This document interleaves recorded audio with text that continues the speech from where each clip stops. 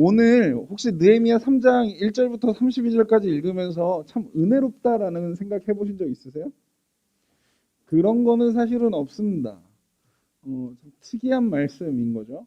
아무튼 읽으시느라 좀 수고했습니다. 우리가 느헤미야 1장에서 사명을 어떻게 알아야 되는지, 어떻게 발견할 수 있는지 함께 나눴고, 느헤미야 2장 말씀에서는 그러면 사명을 발견한 사람은 어떻게 살아야 되는지, 어떻게 살아야 되죠? 첫 번째로 사명을 말할 수 있어야 해요. 언제든지 누구 앞에서든지 나의 사명은 이것이라고. 그 아닥사스다 왕 앞에서 느헤미야가 내가 예루살렘 성을 다시 건축해야겠습니다 라고 말했던 것처럼 사명을 말할 수 있어야 합니다. 그리고 나서 사명은 그렇게 말을 한다고 이루어지지는 않습니다. 제가 예전에도 한번 말씀드렸죠. 제가 찬양 인도를 하고 싶었어요. 그래서 찬양 인도자가 돼야지 말로 끝나지 않아요. 그 다음에는 기타를 치는 시간이 필요했습니다. 기타를 잘 쳐야겠다라고 말하는 걸로 끝나지 않습니다.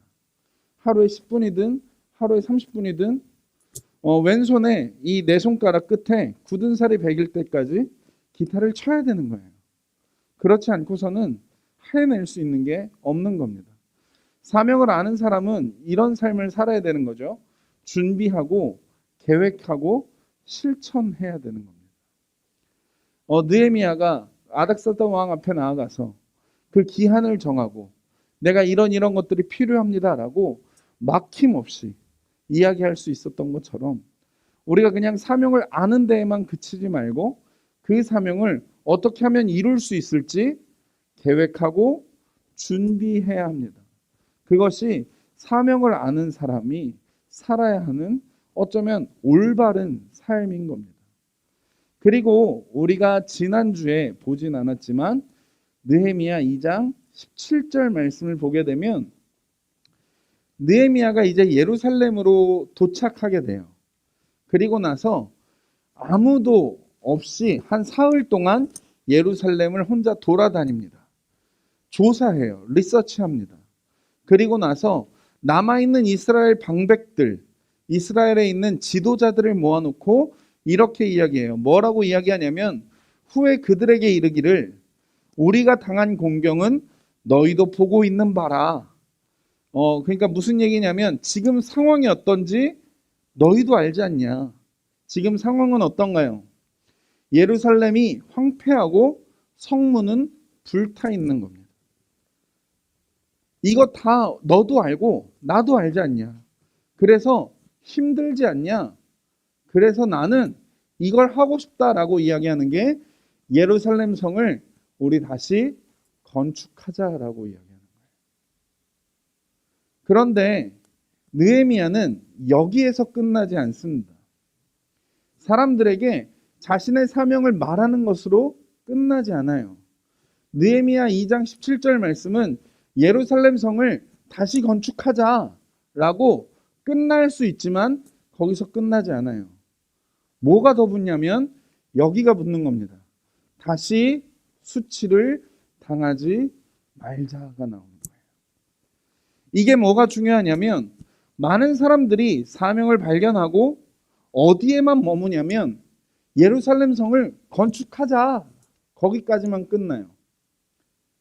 그런데 느헤미야는 어디까지 나아가냐면 예루살렘 성을 건축해서 도대체 뭘 할 건지 이야기를 하는 겁니다. 사명을 아는 사람에게는 그래서 목적과 이유가 필요한 거예요. 여러분이 지난 느헤미야 1장 말씀을 나누고 함께 셀 모임을 했을 때 어떤 사람들은 이런 직업에 대해서, 어떤 사람들은 이런 삶에 대해서, 이런 사명에 대해서, 이런 정체성을 가진 사람이 되겠다고 서로 나눈 거 제가 들었습니다. 그런데 중요한 건 그런 사람이 되는 것으로 끝나는 것이 아니라 그런 사람이 돼서 무엇을 할 거냐는 거예요. 느헤미야는 똑같이 보는 거예요. 예루살렘은 무너지고 불타 있고 황폐했고 그래서 사람이 살 수 없고 그래서 지금 있는 너희는 힘들지 않냐? 문제점인 거죠. 어쩌면 개선돼야 되는 거고 보완해야 할 지점들인 겁니다. 그것을 정확하게 분석한 걸 수도 있어요. 그러니까 그에 따른 정확한 솔루션이 나오는 걸 수 있습니다. 그러니까 예루살렘 성을 다시 짓자. 여기까지만 해도 사실은 충분히 변별력이 있고 설득력이 있습니다. 그런데 느헤미야는 거기에 한 발 더 나가는 거예요. 자신이 발견해 있는 그 사명에 하나의 더 목적과 이유가 있는 겁니다.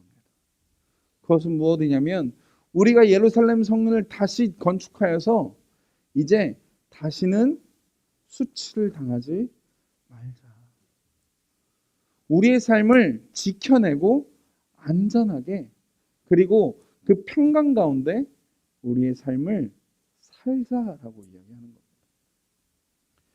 여러분이 계속해서 나누고 있고 찾고 있고 그리고 기도하고 있고 여러분이 되고자 하는 그런 삶, 그런 사명, 그런 정체성 여러분이 거기에만 머무는 것이 아니라 여러분에게도 이 목적과 이 이유가 발견되어지기를 소망합니다.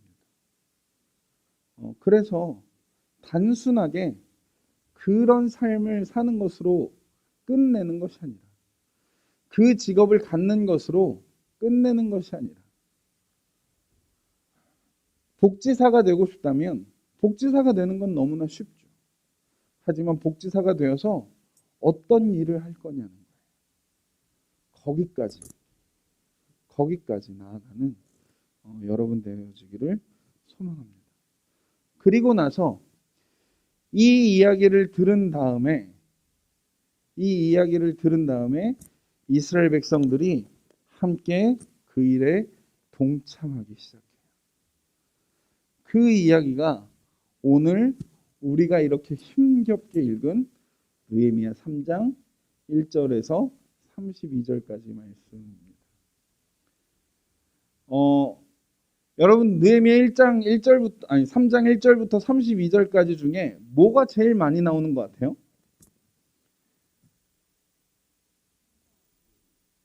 중수하였다.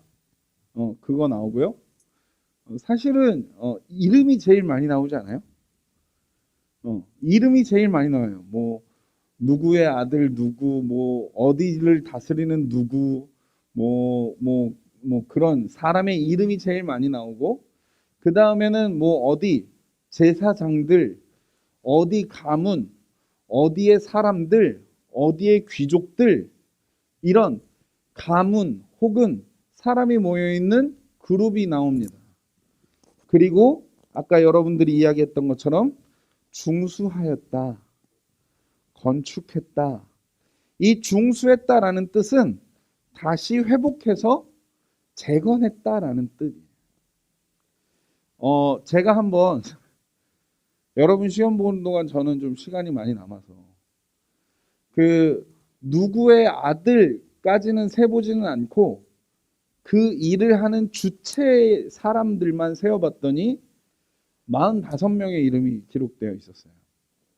그리고 정확하게 한 명의 이름으로 기록된 게 아니라 제사장들, 어디의 가문의 사람들 이렇게 그룹이 13그룹이 나옵니다. 그리고 중수했다 혹은 건축했다 라는 이 단어는 42번 반복됩니다. 여러분 느헤미야 1장, 2장 그리고 왜 갑자기 느헤미야 3장이 나왔을까요? 책 이름이 느헤미야예요. 느헤미야 이야기가 기록되어 있는 책입니다. 그리고 느헤미야 1장에서는 느헤미야가 어떻게 사명을 발견했는지 그리고 느헤미야가 어떻게 사명을 준비했는지가 2장이고 그런데 갑자기 3장인 거예요. 오늘 3장을 읽으면서 여러분이 하나 또 발견할 수 있는 이상한 점은 3장 1절부터 32절까지 무수히 많은 이름이 나오지만 느헤미야의 이름은 한 번도 나오지 않습니다. 그리고 더 놀라운 사실은 예루살렘 성을 건축하는 것은 누구의 사명이었나요? 느헤미야의 사명이었나요? 이스라엘 백성의 사명이었나요? 느헤미야의 사명입니다. 그런데 오늘 우리가 함께 읽은 느헤미야 3장 1절부터 32절까지 기록되어 있는 것 중에 예루살렘 성벽을 재건하고 있는, 그 성벽을 건축하고 있는 사람들은 누구인가요? 느헤미야인가요? 이스라엘 백성들인가요? 이스라엘 백성들인가요?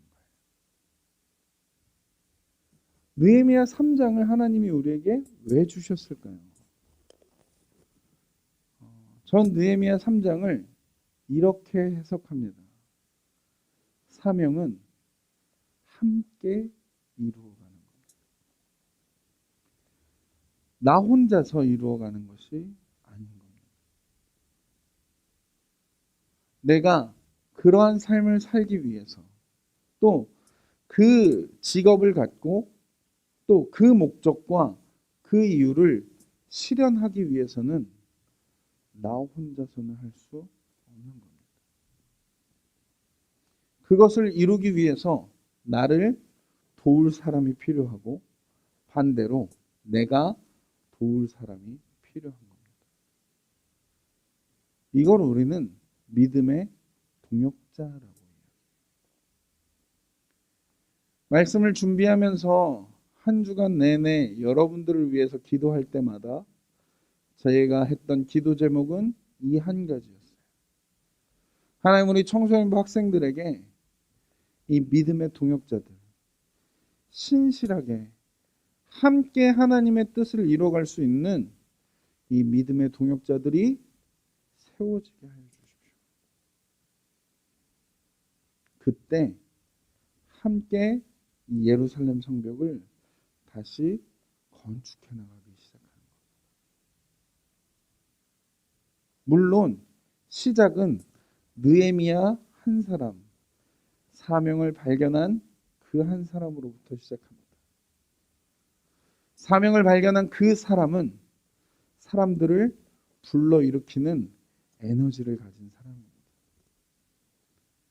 그 에너지로 말미암아 모든 사람들이 그 일에 함께하기 시작할 겁니다.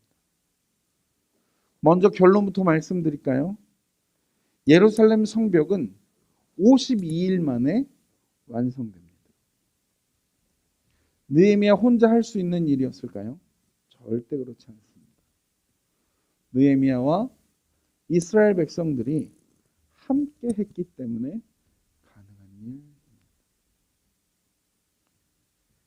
인디언 그 속담 중에 빨리 가려면 혼자 가도 되지만 멀리 가려면 함께 가라고 이야기합니다. 우리 각자에게 주신 하나님의 뜻이 있다고 믿습니다. 하나님의 뜻을 이루는 것은 절대 혼자서는 안 될 겁니다. 함께 하는 겁니다. 믿음의 동역자가 필요할 겁니다. 그래서 오늘 여러분 이따 셀 나눔지를 보시면 나의 사명을 이루기 위한, 나에게 주신 그 하나님의 뜻을 이루기 위한 나의 믿음의 동역자는 어떤 사람들이었으면 좋겠는지 여러분들이 한번 생각해 보시고, 한번 나눠 보시고, 그리고 그렇게 한번 기도해 보세요. 하나님, 나에게 이런 사람들을 붙여주세요. 하나님, 나에게 이런 필요들을 채워주세요. 시간이 별로 없지만 오늘이 지하에서 설교한 것 중에는 제일 빨리 지금 진행이 되고 있어요. 점점 나아지고 있어요. 네. 여러분, 제 페이스를 찾아가고 있습니다. 언제 다시 페이스를 잃어버릴지 모르지만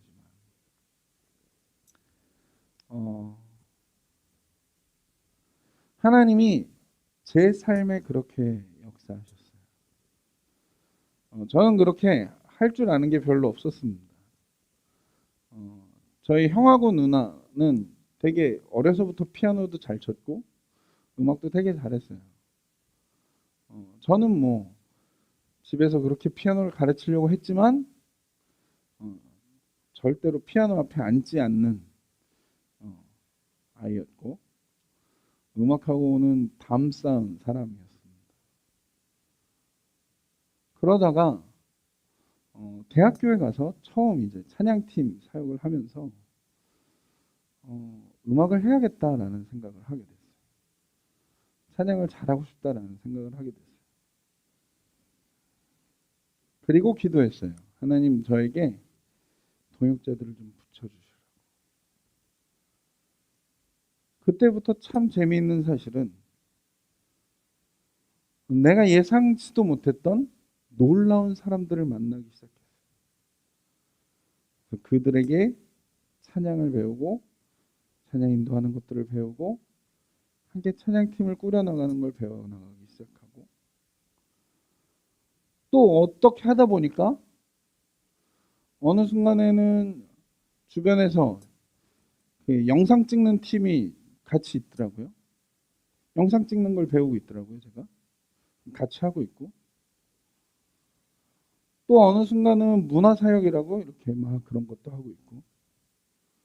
그때 하나님이 제 주위에 동역자들을 붙여주시면서 저의 사역을 발전시켜 나가실 뿐만 아니라 저를 통해서 하나님의 뜻을 이루어 가시는 것을 발견하기 시작합니다. 제가 분명히 믿는 것은 여기 있는 단 한 사람도 예외 없이 각 사람을 향하신 하나님의 뜻과 하나님의 계획이 있다고 믿습니다. 그리고 하나님은 그것을 이루어 가실 겁니다.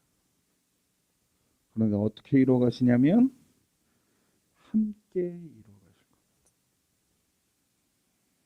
여러분에게 그 믿음의 동역자들을 붙여주시면서 그 동역자들과 함께 여러분의 삶에 하나님의 뜻을 이루어 나가기 시작할 겁니다. 한 주간 저랑 같이 그 기도 한번 해보시면 어떨까요? 하나님, 내게 하나님의 뜻을 이룰 수 있는 하나님 나와 함께 할 그 믿음의 동역자들을 하나님 붙여주십시오. 하나님, 내게 그 믿음의 동역자들을 보내주십시오. 그래서 하나님 나를 통해 하나님의 뜻을 이루어 주십시오. 우리가 이번 한 주 그렇게 함께 같이 기도하면서 이따 예배 마치고 셀 모임 때도 그것들 함께 좀 나눠보시면서 한 주간 승리하는 저와 여러분 되기를 소망합니다. 아멘. 기도하겠습니다.